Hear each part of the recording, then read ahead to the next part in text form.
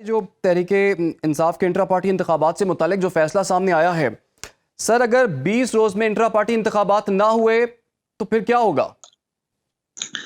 दरअसल तहरीक इंसाफ ने intra party election के हवाले से इलेक्शन कमीशन ऑफ पाकिस्तान के तमाम हदायत को 2021 से नज़रअंदाज करती आ रही है। इलेक्शन कमीशन पाकिस्तान ने सबसे पहले 8 जून 2021 को नोटिस जारी किया था कि आप इंट्रा पार्टी इलेक्शन करवा लें।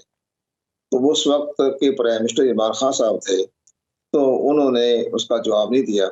लेकिन जब आखिरी नोटिस जारी किया कि हम आपकी पार्टी का जो सिंबल जो है वो वापस ले लें कि हमारे पास इख्तियारात हैं और हम आपकी पार्टी की रजिस्ट्रेशन भी जो है वो भी वापस ले सकते हैं अपने सेक्शन 208 के तहत, लेकिन 215 के तहत भी।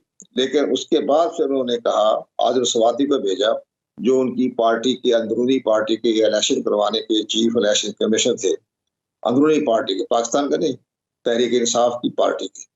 तो उस पर उन्होंने कहा कि मुल्क में कोरोना की वजह से हम इंतखाबात नहीं करवा सके, तो आप हमें 1 साल की मोहलत दे दें। तो उन्होंने 1 साल की मोहलत दे दी। फिर अगस्त 2022 में दोबारा फिर उनको नोटिस जारी किया गया कि जनाब आप अपनी पार्टी के रजिस्टर करवाएं इंट्रा पार्टी इलेक्शन। तो उन्होंने कहा जी हम अपने आइन में तब्दीली कर रहे हैं, इसके बाद देखेंगे। फिर उन्होंने इलेक्शन कमीशन को एतमाद में लिए बगैर और सेक्शन 205 की खिलाफवर्जी करते हुए अपनी तमाम पार्टी के ओहदेदारों को मुअत्तल कर दिया। सबको उन्होंने करदम करार दिया, तमाम पार्टी के जितने भी ओहदेदार थे। उस पर इलेक्शन कमीशन ने कहा जनाब आप तो हमें तो इतला देते, आपने किस सेक्शन के तहत, किस कानून के तहत इनको सबको मुअत्तल कर दिया है? ये हमारा कॉन्स्टिट्यूशन जो है ना पार्टी का, उसमें लिखा हुआ है। तो ये इनकी आंख मचोली चलती रही इलेक्शन कमीशन के साथ तहरीक इंसाफ की। अब इन्होंने जब देखा कि अब हालात नजदीक आ गए, इलेक्शन नजदीक आ गए हैं, तो इन्होंने एक इंट्रा पार्टी इलेक्शन करवाई और वो इलेक्शन कमीशन पाकिस्तान को रिपोर्ट पेश कर दी। इलेक्शन कमीशन पाकिस्तान ने सेक्शन 208 के तहत और 207 के तहत जब उसका जायजा लिया तो उन्हें एहसास हुआ कि जो पार्टी का इलेक्शन जो है इसकी खिलाफवर्जी की है, जो सेक्शन 207 208 के मुताबिक इलेक्शन हो ही नहीं। तो उन्होंने आज जो फैसला किया है ये बड़े नरम तरीके से किया है, इनको गाइडलाइन दी है, इनको गाइडलाइन दिया है कि जनाब आप सेक्शन 207 और 208 के मुताबिक आप इंट्रा पार्टी इलेक्शन करवाएं 15 दिन में, 20 दिन में, और इसके बाद हमें रिपोर्ट पेश करें।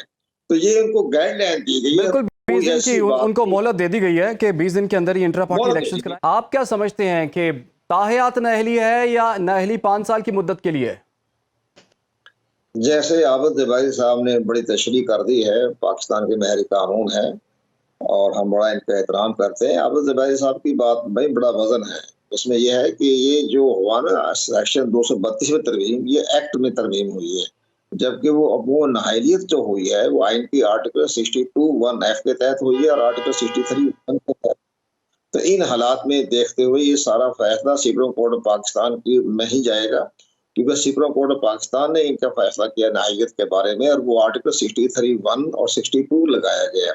तो आइन में तरमीम करनी पड़ेगी, तो बड़ा अहम मसला है। बहरहाल चले इस्लामाबाद हाई कोर्ट की बात हो जाएगी। लेकिन चलते चलते मैं एक और बात कह दूं, ताज हैदर साहब से मेरी रिक्वेस्ट है कि पाकिस्तान पीपल्स पार्टी पार्लियामेंटेरियन जो है वो तो उनके पास तो तीर का निशान है, जिसके सदर जो है आसिफ जरदारी साहब है।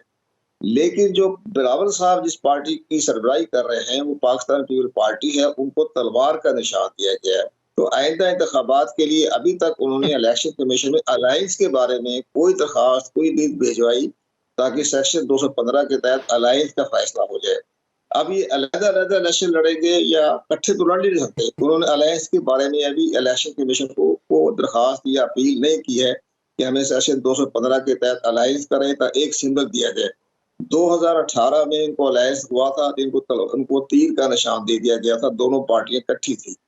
और 2013 में भी इनको अलायंस का जो था उसके तहत इनको तलवार की बजाय तीर का निशान मांगा था। अब ये बताइए ताज हैदर साहब कि अभी तक इन्होंने इलेक्शन कमीशन को तो दरखास्त ही नहीं दी कि हमारा अलायंस हो गया है और हम एक निशान लेना चाहते हैं। अब तो अलग-अलग निशान पर इंतखाब लड़ेंगे ना।